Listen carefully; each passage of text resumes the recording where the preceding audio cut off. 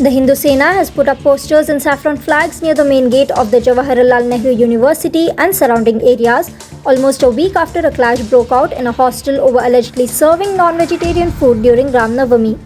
Hindu Sena chief Vishnu Gupta said the posters reading Bhagwa JNU, which means Saffron JNU, have been put up by the right-wing outfit's national vice president Surjit Singh Yadav.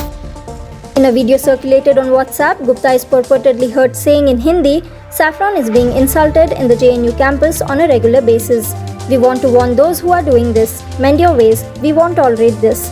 We respect your ideology and every religion, but the insult to saffron will not be tolerated and we might take stringent steps." Deputy Commissioner of Police Manoj C said, on Friday morning it was noticed that a few flags and banners have been put up on the road and adjoining areas of JNU. Those were promptly removed because of the recent incident and suitable legal action is being taken.